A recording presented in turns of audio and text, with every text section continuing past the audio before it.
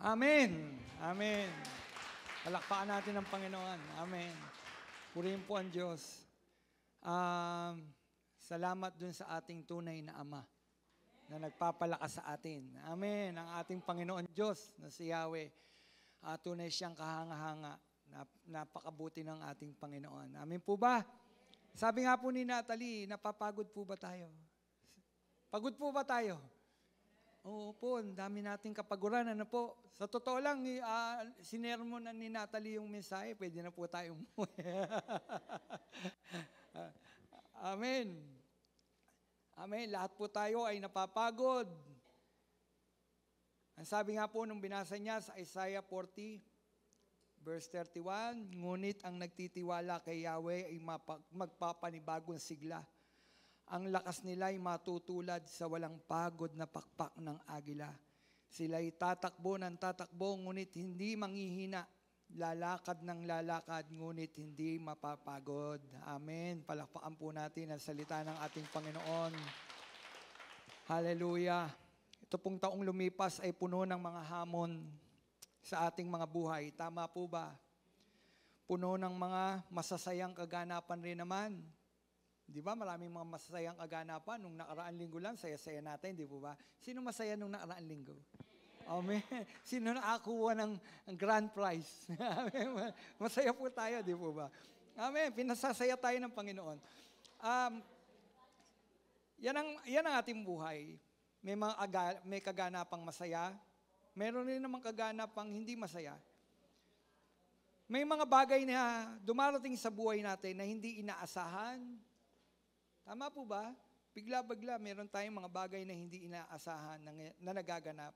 Kasakitan, pagkalugi, paghihiwalay ng mahal sa buhay, at minsan pa nga, kamatayan.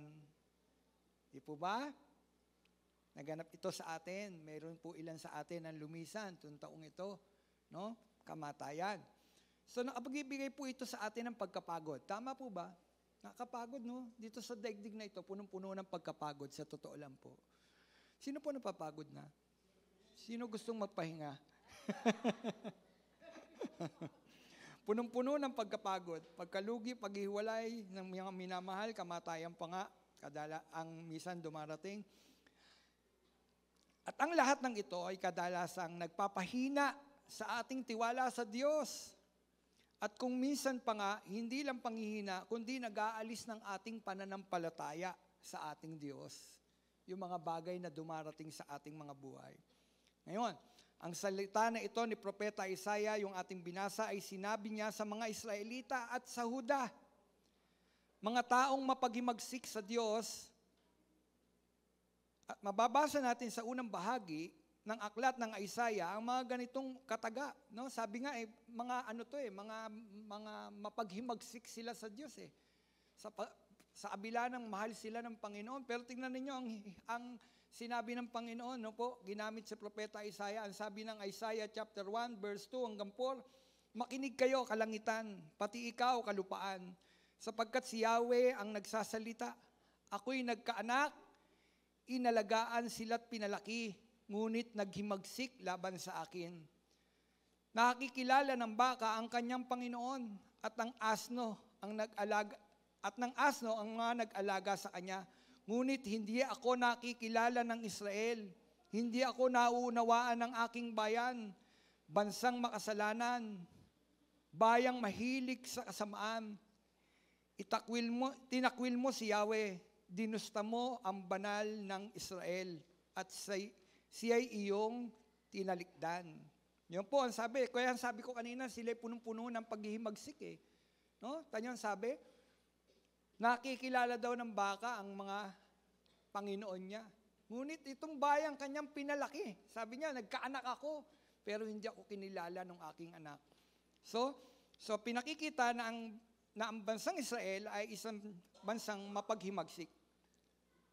No, sabi ko nga, makikita na ang bansang ito ay nawala ang tiwala at pananampalataya sa Diyos. Ngunit ganun pa man, patuloy ang panawagan ng Diyos sa bansang ito na ibalik ang pagtitiwala nila sa Diyos at hindi sa kapwa-tao. No? ibalik daw sa Diyos at hindi sa kapwa-tao. Dahil nung panahong iyon, nahati ang Israel sa dalawa. Ang Israel at ang Huda. No? Nahati po yan. May dalawang hari noon. No? May dalawang hari. Si Haring Akas ng Huda at si Haring Ezekias ng bansang Israel. So nagkaroon ng pagkakahati. Ba't nahati? Dahil na rin nga sa kanilang pag-iimagsik sa Diyos. No? Nahati po ang bansang ito. Isa Huda at isa Israel. Ngayon, kapwa rin sila binalaan ni Isaiah. Si Haring Akas ng Huda, sabi, huwag humingi ng tulong sa Assyria laban sa Israel at Aram. Binalaan din si Haring Ezekias matapos ang pagbagsak ng Israel noong 722 BC na huwag makipag-alyansa sa mga dayuhang bansa laban sa Assyria. Kapwa niya pinangaralan, sinermonan, parang ganon, ang dalawang hari upang ilagak ang kanilang lubos na pagtitiwala sa Panginoon lamang at hindi sa tao, kundi ilagak ang kanilang pagtitiwala sa Diyos na nagbibigay ng kanilang kaligtasan. No? Ngayon, yung pinakapunto po dito ay yung salitang pagtitiwala. No? Kasi nga, nawala ng pagtitiwala ang bansang ito, ang bayang ito, na pinili ng ating Panginoon, nawalan sila ng pagtitiwala sa ating Panginoon. Umaasa sila sa tao. Umaasa sila sa tao. Umaasa sila sa digmaan, natutulungan sila ng ganitong bayan o kung sinong malakas na bansa, tutulong sa kanila. Kaya ginamit si Propeta Isaiah para pangaralan ang dalawang hari na ito. Si Akas, no? Haring Akas at si Haring Ezekias. Na huwag hihingi ng tulong sa tao, huwag aasa sa tao. Alam niyo, minsan katalasan, nagtitiwala ang tao sa kapwa-tao. Sa totoo lang, may limitasyon ang tao. Amen po ba? May limitasyon ang tao. Ngayon, sabi ko nga, yung unang punto po dito ay ang pagtitiwala. Ano nga ba ang pagtitiwala? Ang pagtitiwala ay umasa. Ang pagtitiwala ay ang umasa sa Panginoon. Magtiwala sa Kanya ng lubusan sa ating mga buhay. Yun po ang ibig sabihin ng pagtitiwala. Umasa, magtiwala sa Panginoon ng lubusan. Ang sabi, ito'y kinapapalooban ng pagtanaw sa Kanya bilang pinagmumulan ng tulong at biyaya sa oras ng pangangailangan. So yung palang taong nagtitiwala, tumitingin, tinatanaw sino ang Diyos na pinagmumula ng tulong at biyaya sa oras ng pangangailangan. Sino po dito mayroong pangangailangan sa umagang ito? Sino dito ang mayroong problema na napakabigat? So titignan mo kung nagtitiwala ka sa Diyos, titignan mo ang tulong na magaganap ay hindi sa tao kundi sa Diyos. Tatanawin mo ang Diyos bilang pinagmumula ng biyaya at solusyon sa mga kaganapan sa buhay ng bawat isa sa atin. Hindi sa tao. Dahil ang tao may kahinaan. Kapwa po tayo nangangailangan. Lahat po tayo dapat magtiwala sa Diyos. No? Kahit gaano kalakas ang isang tao, manghihina po yan. Kaya hindi po natin dapat ilagak ang ating pagtitiwala sa kapwa-tao. Bakit? Maging ang tao nangangailangan ng kalakasan. Lahat ng tao nangangailangan. Lahat po tayo nangangailangan ng tulong. At ang tulong na ito matatagpuan po natin hindi sa ating kapwa-tao. Oo, ginagamit ng Diyos ang ating kapwa-tao, pero mayroon pong limitasyon. Pero ang Diyos walang limitasyon. Kapag tayo nagtiwala sa Kanya manggagaling ang biyaya. Amen! Sa Kanya manggagaling ang tulong sa oras na tayo ay nangangailangan, kapatid. Sa totoo lang, wala tayong maasahan. Kahit ang tao mangako sa atin, pero ang gandun lang po, minsan pa nga ang pangako, napapako. Pero ang Diyos kapag nangako, totoo. Kaya kanino ka aasa sa panahon ng iyong pangangailangan? Umasa tayo sa Diyos na walang limitasyon at kayang-kaya niyang gawin ang lahat ng bagay. Amen? So doon, bigay natin sa Diyos. Sabi ko nga kanina, ang Israel at ang Huda ay hindi naalagak sa Diyos ang kanilang tiwala, kundi sa lakas ng tao. Yung Israel at ang Huda, hindi sa Diyos nang umaasa, kundi ang nakita nilang pagmumulan ng kanilang tulong sa panahon ng kanilang pangangailangan sa kapwa-tao. Malakas ang Amerikano, kailan dumikit tayo sa Amerikano. Malakas ang ganitong bansa, kailan dumikit tayo sa ganito kasi binubuli tayo ng China. Di ba? Hindi, walang magagawa ang kapwa natin. Sa totoo lang, walang magagawa ang kapwa-tao natin. Ang Diyos lang may gagawa. Ang Israel, ganon. Nakatingin sila sa bansa, nakatingin sila sa malalakas na bansa. Inalimot nila yung pumili sa kanila, no? Yung pumili sa kanila ay isang Diyos. Tinuring nga silang anak eh. Sabi, nagkaanak ako pero hindi ako kinilala. Sabi ng Diyos. Di mo ba? Nagkaanak ako, hindi ako kinilala. Yan. Sabi ko nga, ang Israel at ang Huda ay hindi naalagak sa Diyos ang kanilang tiwala, kundi sa lakas ng tao.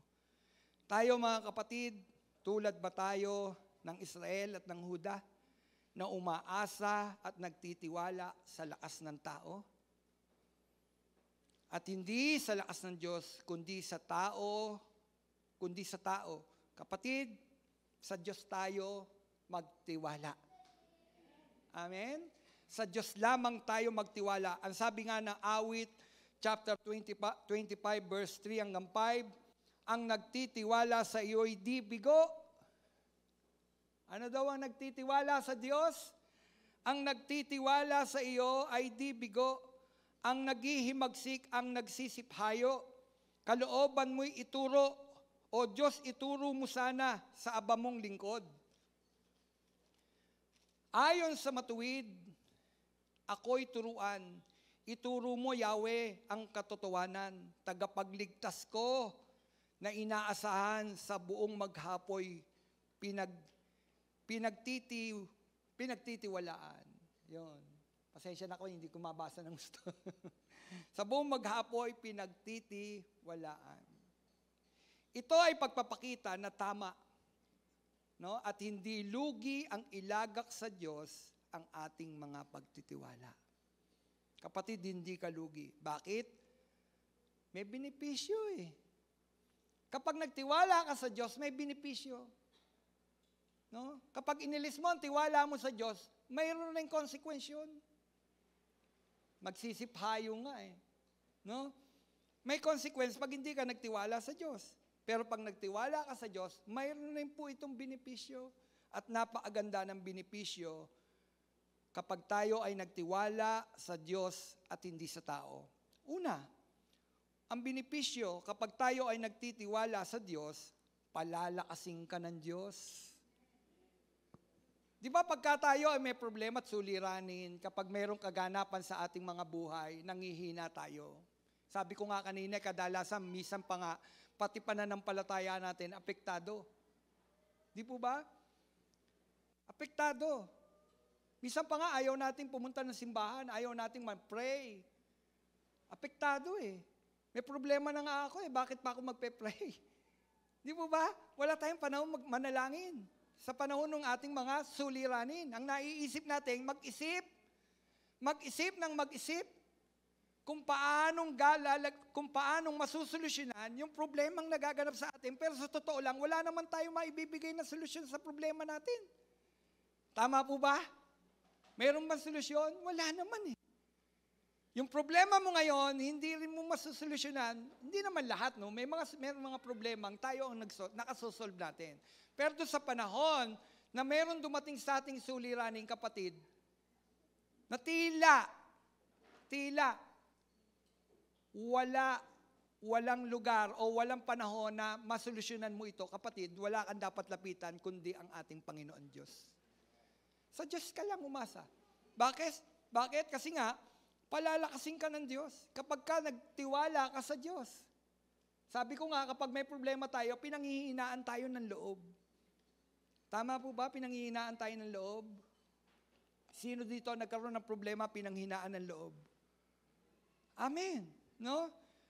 Ang kalakasan ng Diyos ang magpapasigla sa atin sa gitna ng pagod at panghihina, ng pagdurusa at pagsubok. No? Kapag tayo nilagak natin ang ating pagtitiwala sa Diyos, kapatid, yung kalakasan mismo ng Diyos ang magpapasigla sa bawat isa sa atin. Di ba ang sarap nun? Isipin mo, yung kalakasan ng Diyos, yun yung magpapasigla sa atin. Kasi nga nangihina ka. So kailangan mo ng tulong mismo ng Diyos. At yung tulong ng Diyos na yon, kapatid, kalakasan ng Diyos ang ibibigay niya sa iyo. Hindi yung kalakasan natin mawawala yan eh. Kalakasan ng tao, lilipas yan. Pero yung kalakasan nagmumula sa Diyos, kapatid, patuloy at patuloy yun. Hanggat umaasa ka sa Diyos, hanggat nagtitiwala ka sa Diyos, ang kalakasan ng Diyos patuloy na dadaloy sa iyo. Palakpakan mo ang Panginoon. Amen. Sa Diyos tayo umasa. Sa Diyos tayo umasa, wag sa tao. Mapapagod ka, kapatid, kapag sa tao ka umasa. Mabibigo ka kapag ka sa tao ka umasa. Mabibigo ka, sasamaan loob mo. Tama po ba? Ay, brother, huwag ka mag-alala, tutulungan kita. Pero bigla hindi ka tinulungan, bagsak ka. Tama po ba? Pero ang Diyos, kapag umasa ka sa Kanya, yung tulong niya laging nandyan. Mabait ang Diyos eh. At totoo at tapat ang Diyos. Kapag nagsalita siya, totoo yun. Bakit? Hindi siya sinungaling. Tama po ba? Hindi sinungaling ang Diyos. Kapag pinangako yun ng Diyos, gagawin yun ng Diyos. Bakit? Sabi ko nga, hindi siya sinungaling na Diyos. So, dapat nating ilagak ang ating pagtitiwala sa Diyos. Bakit? Kasi nga, mapapagod ka kapag sa tao. Ang sabi ng Isaiah 40:29, ang mahina at napapagal ay pinalalakas. Ano sabi? Ang mga mahina at napapagal ay pinalalakas. Sino ang magpapalakas? Tao? Hindi, ang Diyos. Ang Panginoon, ang ating Diyos, ang ating Ama. Amen? Amen? Sabi, ang mahina at napapagal ay pinalalakas. Ang sabi rin ng Isaiah chapter 41 verse 10, huwag kang mangamba. Kapatid, angkinin nyo ito Angkinin ninyo ang bawat sinasabi ng Panginoon. Angkinin mong iyo, hindi lang sa bayang Israel. Kasi sabi, ay, sa bayang Israel sinabi yan. Huwag mo nang basahin ang Biblia. Huwag mo nang basahin kung sasabihin mo lang, sinabi yan sa Israel lang. Hindi, angkinin mo, totoong sinabi ito sa bayang Israel. No, ni Isaiah. Pero angkinin mo bilang mananampalataya ng Panginoon.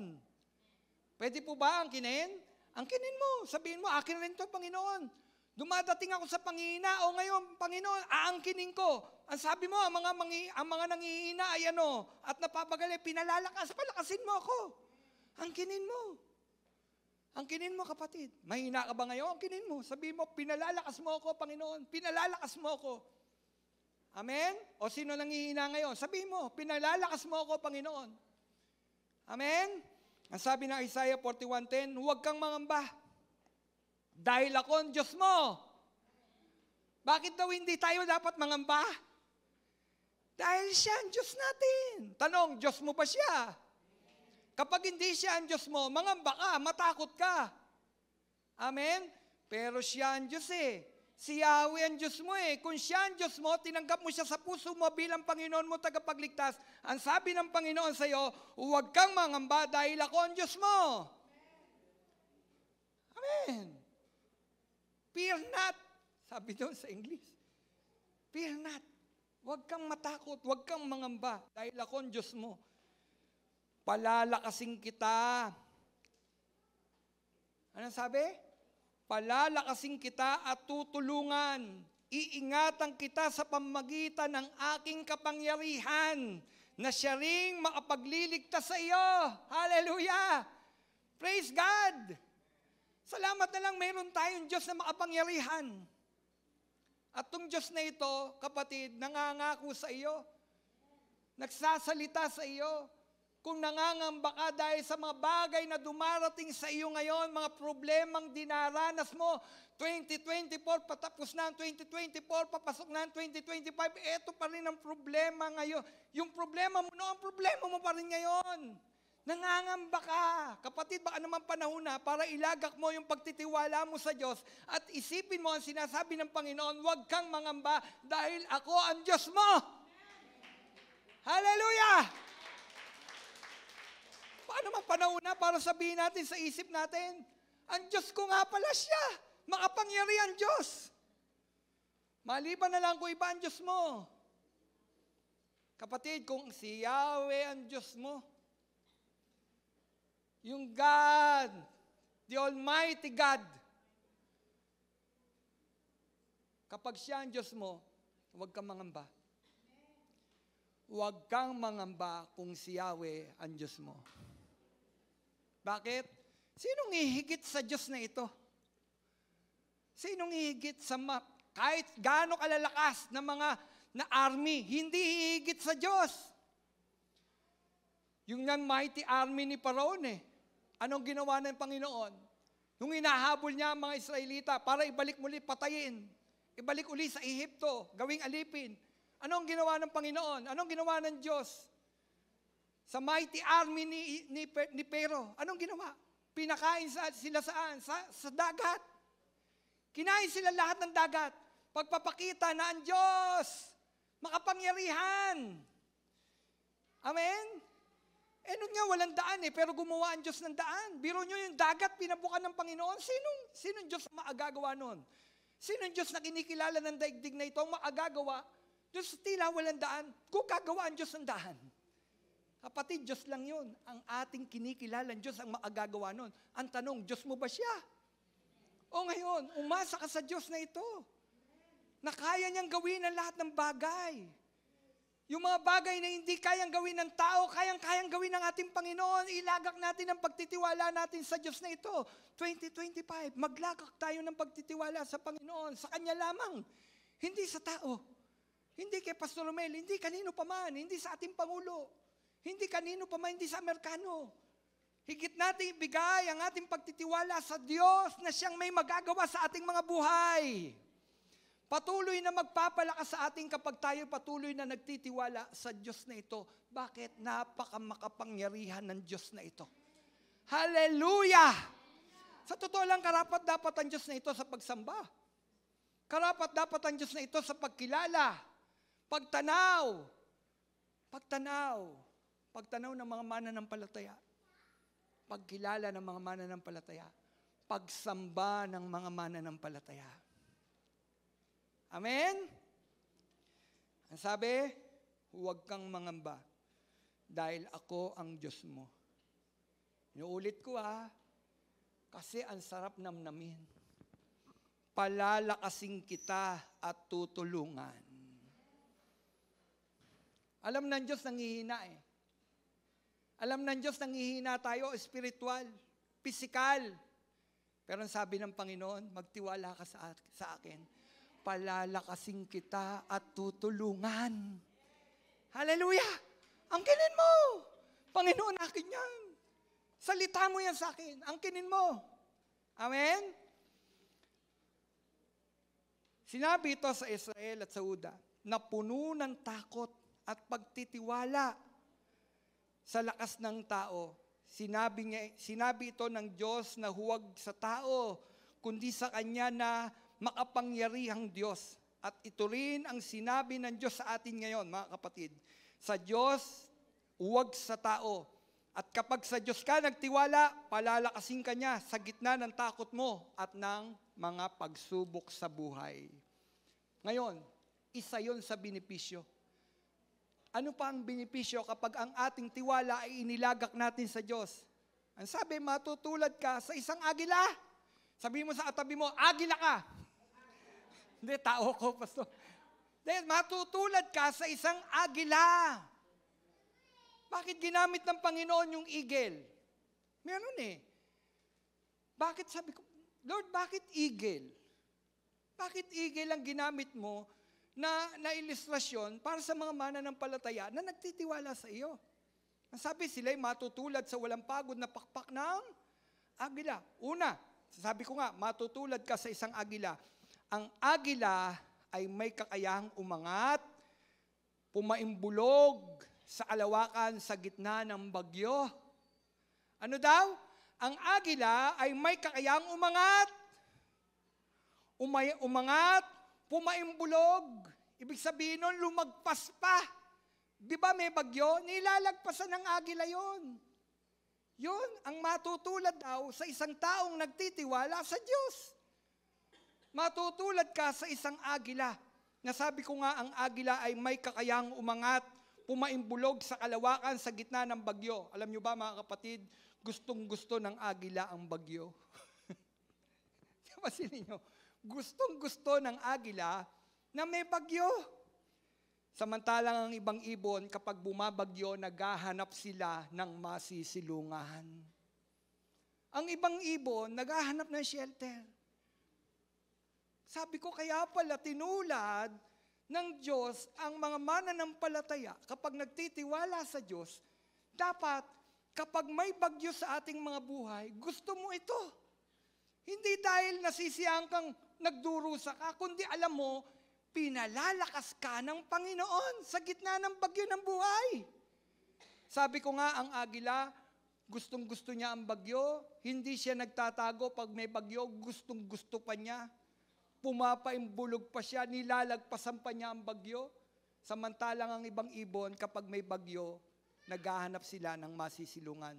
Kapatid, tulad tayo ng agila, sabi ng Panginoon, kapag nagtiwala ka sa Panginoon. Kasi ang Diyos mismo ang magpapalakas sa iyo sa gitna ng pagsubok. Amen? So kung may problema, lalagpasan mo lang yon.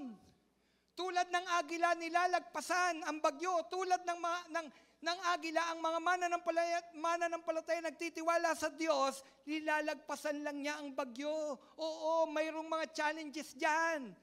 Bagyo yan problema yan mayroong kang kakaharapin. Kaya lang kapatid, kung ikaw ay nagtitiwala sa Diyos, nilalagpasan mo lang ang mga bagyo ng buhay. Amen? Ang agila ay may matalas na paningin. At kahit nasa itaas siya, ng kalawakan, kitang-kita niya ang iba sa ibaba. Alam niyo ba, eagle, meron siyang mata na tulad daw sa laser. Nakapokus ang eagle. Ang eagle, kahit lumilipad, nakapokus kung saan yung target niya. Ano daw? Ang eagle, kapag lumilipad, hindi yan kung saan nakatingin. Nakapokus siya kung saan yung target niya. Paano niyang masisila yung target niya? Alam niyo mga kapatid, ang sabi, ang mananampalataya, ang taong nagtitiwala kay Yahweh, matutulad sa isang agila. Ang sabi, tayo man din ay mayroong matalas na paningin. Ang sabi, yung eagle nakapokus doon sa kanyang goal at wala siyang takot. Wala siyang takot. Hindi natatakot ang isang agila. Nakapokus siya. Ngayon tayo ganito. Bilang mga mananampalataya na tulad ng isang agila, palalakasin ng Diyos ang ating mga nalalabo ang paningin. Kasi matutulad daw tayo dun sa mata ng agila. No? Yung ating paningin espiritual, makikita mo ang galaw, kapangyarihan ng Diyos at hindi ang lakas ng tao. Kapag ikaw ay isang tulad ng agila, makikita mo yung lakas ng Diyos, hindi lakas ng tao. No? Yung mata mo, lagi nakapokus kay Lord. Kay Lord. Hindi ka nakapokus sa tao. Kapag mayroong kasuliranin, ay sino ba ang dapat kong lapitan? Hindi, nakapokus ka kay Lord. Nakapokus ang mata mo, espiritual na mata mo, sa Diyos na may magagawa. Amen? Ang isang agila, matalas ang kanyang paningin. Dapat tayo mga mananampalataya, kung nagtitiwala tayo sa Diyos, matalas din ang iyong paningin. Dapat nakikita mo ang galaw, kapangyarihan ng Diyos sa buhay mo. Amen. Minsan nalalabuan tayo, hindi na natin nakikita. Kaya nawawalan tayo ng pananampalataya sa Panginoon, nangihina tayo kasi nga lumalabo. Pero ang isang agila, kapatid, ang kanyang mata, tulad ng sa laser.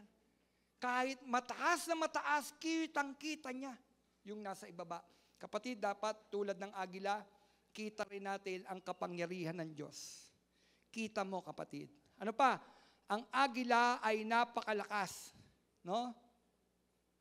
Ang agila ay may napakalakas, no? Napakalakas na takong at kuko na nagpapahintulot sa kanila na buhatin ang biktima nila na mas mabigat sa kanila. Nakakita na kayo ng isang agila? Nakakita na po ba kayo ng agila? Pag yan, dumagit yan, kahit mas malaki pa sa kanya, kaya niyang iangat. Kaya niyang iangat. Kapatid, ganyan din matutulad tayo. Kapag tayo ay nagtitiwala sa Diyos, kaya nating buhatin ang malalaking suliranin. Ano daw? Kaya nating buhatin ang malalaking suliraning dumarating sa atin dahil sa lakas na kaloob ng Diyos sa atin. Meron siyang malaking takong at malalaking kuko. Kaya niyang bumuhat ng mabibigat pa sa kanya. Kapatid, ang isang Kristiyanong nagtitiwala sa Diyos, kaya niyang bumuhat ng mabibigat na suliranin ng buhay. Kaya mo bang buhatin ang suliranin mo ngayon? Kapag nagtiwala ka sa Diyos, kayang-kaya mong buhatin gaano mang kalaki ang suliranin mo ngayon. Amen? Sabi, matutulad daw sa walang pagod na agila, di po ba? Ganyan matutulad kung tayo ay nagtitiwala sa Diyos. Kaya nating buhatin ang malalaking suliranin na dumarating sa atin dahil sa lakas na kaloob ng Diyos. Ano pa? Ang agila ay may matibay na pakpak. Ano daw? May matibay na pakpak. Ang mga pakpak ng agila ay maaring umabot sa nakagugulat na sukat na lampas 2 metro ang haba, lalo na daw kapag lumilipad. Ito ang mga sandali kung saan pinananatili nito ang matatag niyang pakpak tulad ng layag ng isang bangka na nakaharap sa malakas na hangin.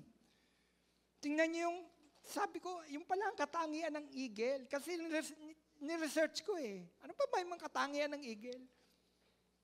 Eh yun nga, yung pag lumilipad yan, hindi yan pagaspas ng pagaspas. Ganyan lang yan. Nag-glide. Nag-glide lang ang eagle. At kung saan yung malakas sa hangin, doon niya tinatama yung kanyang pakpak. Bakit? Pinalalakas niya. Lalong lumalakas yung kanyang pakpak. Kapag ka tumatama sa malalakas na hangin, yung kanyang pakpak, nag-glide lang, kapatid. Yan ang isang taong nagtitiwala sa Diyos, nag-glide ka lang sa mga suliranin. Amen? Hindi ka lang nagpapatiagos, sinasalubong mo pa ito, kaya mong salubungin. Sabi, tulad daw ng isang layag ng isang bangka. Kaya niyang harapin. Yung alin, ang malalakas na hangin. Kapatid, kapag ikaw ay nagtitiwala sa Diyos, yung iyong pakpak, ang sabi, kahit napakalakas, nag-glide ka lang sa problema ng buhay. Kayang-kaya. Kayang-kaya ba ang suliranin, mga kapatid? Sino dito may suliranin? Sino dito may problema? Nag-glide ka lang ba? O pabagsak ka? Ang eagle, kapag nag-glide yan, naglalaro-laro pa yan, panoorin nyo minsan. Pag nakakita kayo ng agila, nilalaro lang niya yung himpapawid. At kahit may bagyo, kahit may malakas na hangin, hinaharap pa ng agila ang kanyang pakpak. Kapatid, ang isang taong nagtitiwala sa Diyos ay kayang harapin ang bagyo ng buhay. At habang nakaharap sa bagyo, ay umuusad paabante at hindi kayang tangayin o pabagsakin ng anumang bagyo ang buhay. Kapatid, brothers and sisters, fly high. Ano? Fly high. Lipad. Amen? Lipad. Lipad. Kung ikaw ay nagtitiwala sa Diyos, fly high. Lagpasan mo ang bagyo ng buhay. Pinatitibay pa ng Diyos ang ating mga pakpak. Kapag tayo ay may suliranin, isipin mo na lang, pinatitibay mo pa ako, Panginoon. Mag-praise the Lord ka sa Diyos. Purihin mo ang Diyos. Panginoon, pinatatatag mo pa ako. Kaya pala pinahintulot mo ang mga suliraning ito, pinatatatag mo pa ako. Sino ang makapagpupuri sa gitna ng suliranin, sa gitna ng sakit? Alam niyo po ba, mayroon kaming kapatiran na pinuntahan ko? Nang pinuntahan ko, nagulat na lang ako, nakaburol na. Nilihim nilang mag-asawa na mayroon pala siyang cancer. Na mayroon pala siyang cancer. Pero nung nakaburol na yung kanyang asawa, nagsasalita sa akin yung byudo. Alam niyo sinabi niya? Alam mo ba, pastor? Ang sabi niya sa akin ganito, mahal, buti na lang sa akin dumapo tong cancer na ito, no? Kasi baka mamaya pag sa iba, hindi nila kaya. Gulat ako. Nagulat ako doon sa kwento na yun. Sino makapagpupuri sa... May cancer ka. May cancer siya. Alam niyo, lumipat-lipat yung cancer. Sa breast. Tapos napunta sa utak. Chemotherapy. Napunta uli sa ibang parte, sa atay. Tapos sa uli sa baga. Hindi na kaya ng chemotherapy kasi mahinang-mahina siya. Pero lumabas sa kanya, buti na lang sa akin lumabas. Ay, buti na lang sa akin dumating ang suliraning ito. Dahil baka mamaya pag sa iba, hindi niya kaya. Hindi nila kaya. Siya, nagpupuri pa rin sa Panginoon. Yun siya. Bakit? Kasi naalaga kang kanyang tiwala sa Panginoon. Iba-iba antas ang ating tiwala sa Diyos. Hindi ko sinabing matutularan natin siya. Sinong magagalak sa panahon sabihin sa iyong may cancer ka? Di po ba? Kahit mananampalataya ka, panghihinaan ka ng loob. Kahit na isa kang lingkod ng Panginoon, kahit na ikaw ay isang pastor, panghihinaan ka ng loob. Nung ako nga nagkaroon ng bukol, pinanghinaan ako ng loob. Sabi ni Sister Belia, ang hina naman ng faith mo. Totoo yun. Tao tayo eh. Ang hina naman ng faith mo. Kasi pagdating sa kalusugan talagang umihina. Nag-iisip tayo ng kung ano-ano. Pero yun, nung kinikwento sa akin ng byudo, kapatid, sabi niya, pastor, alam mo, sabi niya sa akin, buti na lang sa akin dumating ang cancer na ito. Baka pag sa iba, hindi nila kaya. Tapos alam niyo po ba, masaya siyang humarap sa Panginoon. Tapos alam niyo po ba yung byudo? Yung byudo? Kasi bago namatay yung kanyang asawa, may mga naunang namatay. At yung mga naunang namatay na yon, mga mahal niya sa buhay. Una, kapatid niya. At ang pagitan, halos sunod-sunod. Kapatid niya. Sumunod, nanay niya. Lahat yon nandun sa bahay niya, nanay niya. At ang kahuli-hulian, bago yung huli, tatay niya. Tatay niya. Sumunod, asawa niya. Alam niyo, lumabas sa labi nung kapatid nating ito. Sabi niya sa akin, Pastor, hinanda lang pala ako ng Panginoon, no? Sa mas mabigat na suliranin at dalahin sa buhay. Hinanda lang pala ako sa kapatid ko, kay tatay, kay nanay. Yung susunod pala, yung kabiyak. Hinanda lang pala ako. Alam nyo, hindi niya sinisi ang Panginoon. Lalo siya nagtiwala sa Panginoon. Lumapit sa Panginoon. Nagpuri sa Panginoon. Amen? Pinalalakas. Sa gitna ng pagsubok ng buhay, yun yung pinalalakas. Hindi sinabing mawawala. Hindi sinabing mawawala ang problema. Ang sinabi sa gitna ng suliranin at problema ng buhay, pagsubok ng buhay, kinakaya, kayang dalhin. Bakit? Kasi katulong natin ang Diyos. Amen? Katulong natin ang Diyos.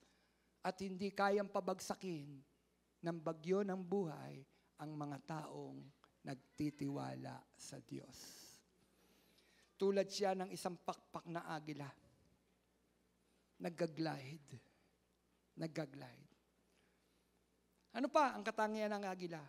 Alam mo ba ang agila, hindi kumakain ng bulok. Kapatid, ang agila ay hindi kumakain ng bulok. Sariwa ang gustong pagkain ng agila. Samantalang ang ibang ibon, kahit ano kakainin, lalo na ang uwak at buitre. Bulok ang kinakain. Patay ang kinakain.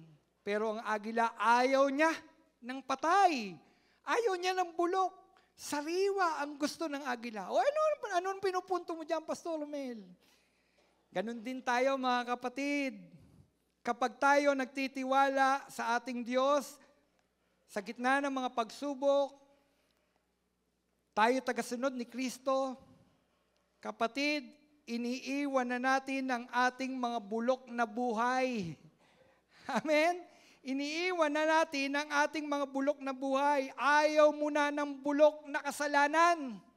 Di ba ang kasalanan ay bulok?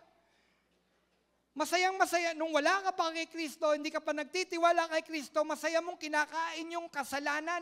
Bulok nga yun eh. Ang kasalanan ay bulok, mabaho. Masayang kinakain ang wala kay Kristo.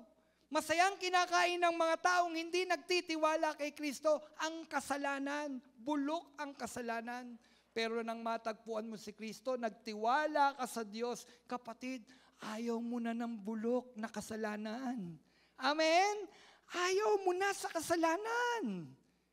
Kasi yun ang isang katotohanan, inilalayo at nilinis ka na ng Panginoon, ilalayo ka sa kasalanan. At kapag inilayo ka na ng Panginoon sa kasalanan, ayaw mo na ng kasalanan. Kasi nga, bulok ang kasalanan. Ang agila, ayaw niya ng bulok na pagkain. Laging sariwa ang kinakain ng agila. At kapag ikaw ay isang agila, hindi lang ayaw mo sa bulok na sistema ng mundo ng kasalanan, gusto mo laging sariwa, kapatid, masaya ka araw-araw na kumakain ng salita ng Panginoon. Araw-araw, dahil ang pagkain ng ating mga kaluluwa ay ang salita ng ating Panginoon. At ang salita ng Panginoon, araw-araw ay sariwa. Kaya nagpapanibagong sigla ang mga nagtitiwala sa Diyos kapag araw-araw binabasa natin ng salita ng Panginoon. Araw-araw sariwa yung ating kinakain. Nalalayo tayo sa pagkabulok. Nalalayo tayo sa bulok na sistema ng kasalanan. Amen? Kapatid, ano ang pagkain mo araw-araw? Ano ang pagkain mo araw-araw? Di po ba't ang pagkain ng ating espiritual na buhay ay salita ng ating Panginoon? Amen? Kapatid, kapag sa Diyos ka nagtitiwala, kagalakan mong kainin ang salita ng Panginoon. O baka naman sa mga pilosopo, sige nga, Pastor, kainin mo yung Biblia. Ibig sabihin nun, kainin ang salita, espiritual, basahin, kunin ang aral ng Diyos. Amen? At kapag may aral ka ng Diyos, kapatid, malalayo ka saan? Sa bulok ng kasalanan. Amen? Amen. Ang agila ayaw niya ng bulok. Ito pa isa. Ang agila pala, tapat sa asawa. Ang agila ay tapat sa asawa. Hindi siya tulad ng ibang ibon na kahit sino. Ang agila, kung sino ang asawa niya, yun lang ang asawa niya habang buhay. Alam niyo, ni-research ko to. Tinignan ko kasi ayoko magsalita sa inyo ng ano ko lang, haka-haka. Ang agila pala, yung partner niya, yun lang yun. Tapat siya dun. Committed siya dun. No, committed. Ano daw ang agila? Committed sa asawa. Hindi siya tulad ng ibang ibon. Kahit sino, ang agila, isang partner lang. Gayon din ang mga tagasunod ni Kristo. Tulad tayo ng agila, tapat tayo sa ating mga asawa. Amen? O, Pastor, di ka naman nagtapat. Oo, noon yun, nung wala pa tayo kay Kristo, hindi tayo tapat. Pero ngayon dahil nga kumilala ka na kay Kristo, tulad ka na ng agila, nagtatapat ka na. Amen? Nagtatapat ka na, tapat ka na sa asawa mo, tapat ka na sa kaibigan mo. Kasi pinag-uusapan dito yung katapatan. Ang mga taong tumanggap kay Kristo, tapat siya sa kanyang asawa, tapat siya sa kanyang kaibigan. Tapat siya sa kapwa. Ano daw? Tapat siya sa kanyang kapwa. Sabi nga ni Jesus, love one another. Amen? Kapag mahal natin ang isa't isa, nagtatapat tayo sa isa't isa, hindi tayo nagdadayaan. Tama po ba? Kapag mahal mo asawa mo, hindi mo siya dadayain. Hindi mo siya lolokohin. Kapag mahal mo ang kaibigan mo, hindi mo siya lolokohin at pagsasamantalahan. Tapat ka sa kanya bilang isang kaibigan. Amen? Kahit nalayo na yung kaibigan mo, pag nagkita kayo, parang ganun pa rin. Hindi yung pag nalayo, wala na lang. Hindi. Kapag ka ikaw, tapat ka sa kanya, kahit malayo pa yan. Kahit gaano katagal, parang ganun at ganun pa rin. Kasi nga, tapat ka. Ikaw ay isang agila. Tapat ka, kapatid. Sino dito ang tapat sa kapwa? Kapatid, tapat ba tayo sa ating kapwa? Agila ka eh. Sabi mo sa kapatid mo, agila ka. Dapat nagtatapat ka sa akin. Amen? Dapat tapat tayo. Ito pa, alam niyo po ba ang eagle?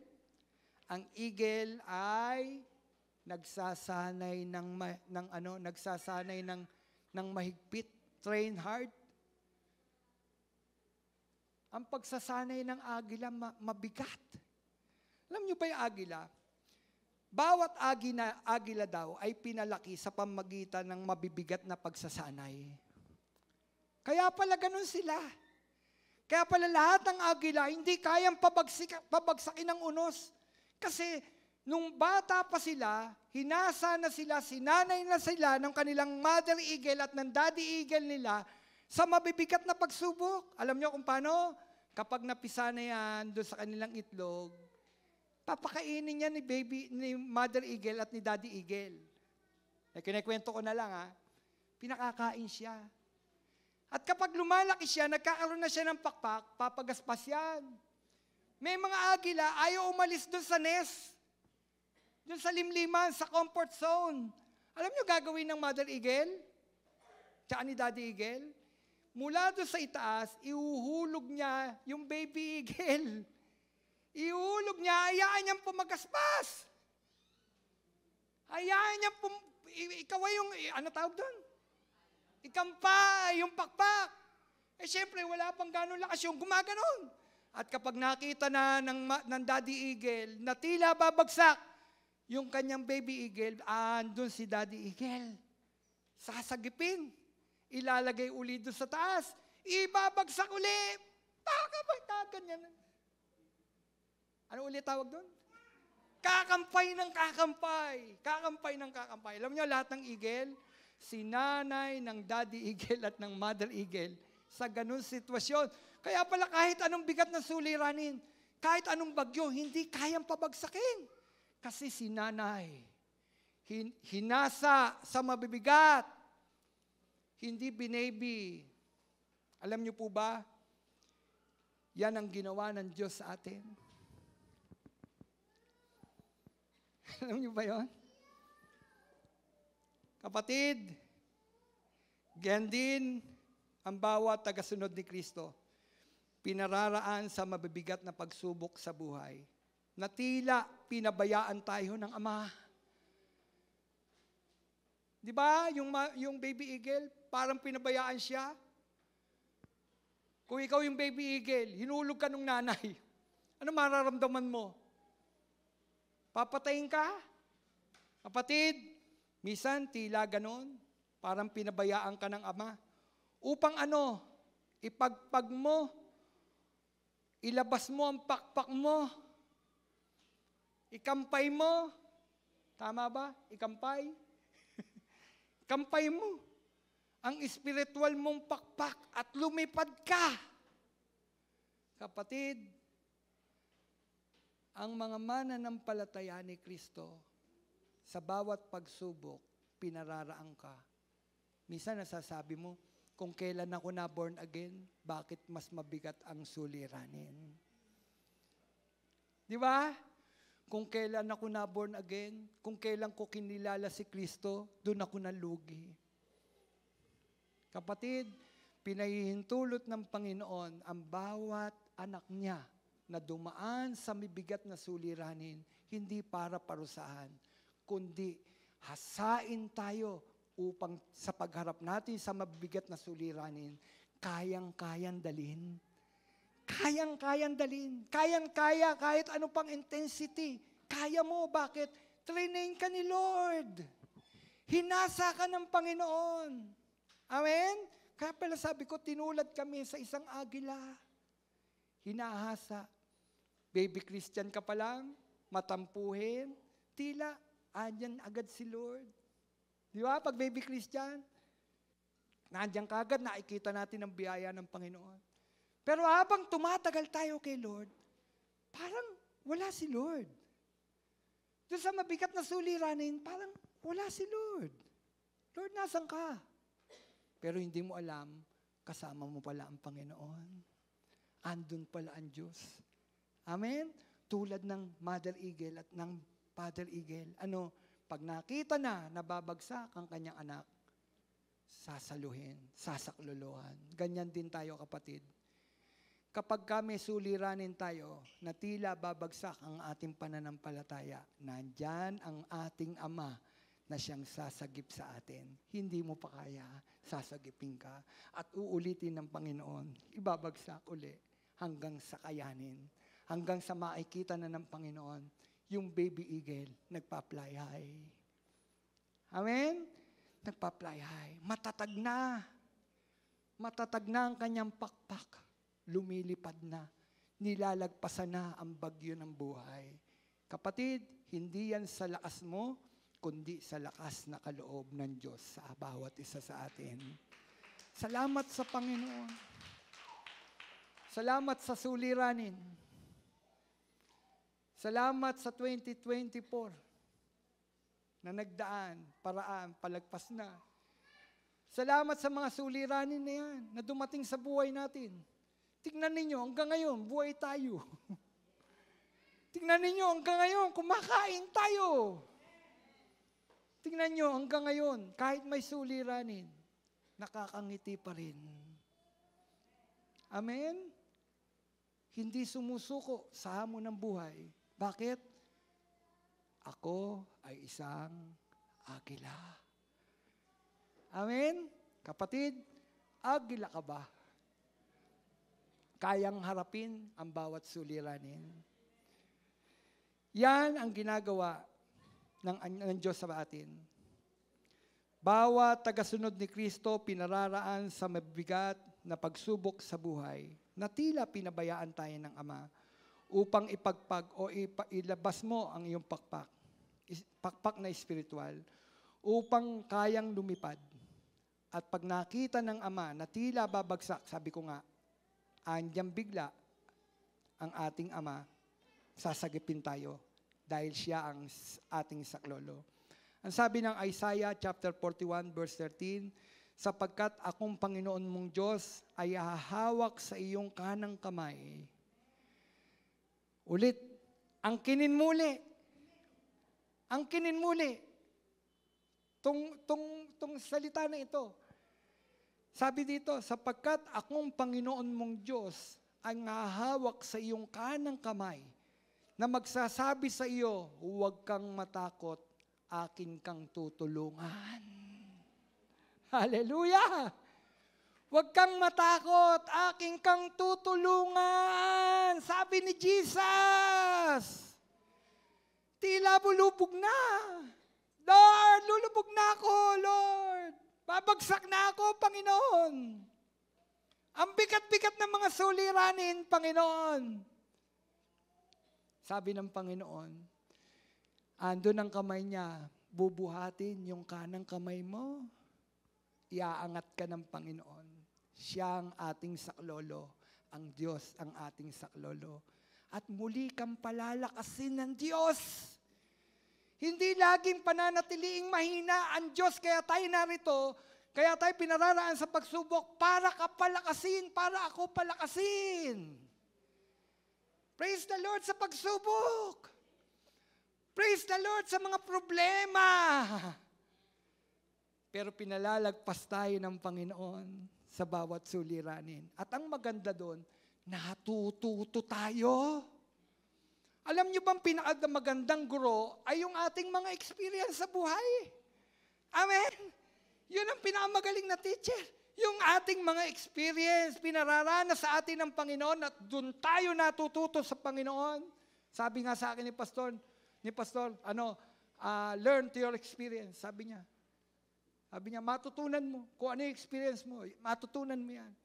At yun ang gawa ng Diyos. Kung ano yung ating mga experience, karanasan, doon tayo natututo. Amen? At ang maganda sa Panginoon, di tayo iniiwan. Pati di ka iniwan ng Panginoon. Di ka iniwan ng Panginoon. Sino dito ang pakiramdam niya, iniwan siya ng Diyos? Panginoon, iniwan mo ako, may sakit ako. Di ka iniwan ni Lord. Panginoon, iniwan mo ako, wala na akong kasama. Hindi. Kasama mo si Lord. Kasama mo si Lord. Kahit iniwan ka pa ng asawa mo, kasama mo naman si Lord. Amen? Tama po ba? Andyan ang Diyos. Di ka iiwan. Kapatid, napakahalaga ng pagtitiwala sa Diyos. Dito po ako magtatapos.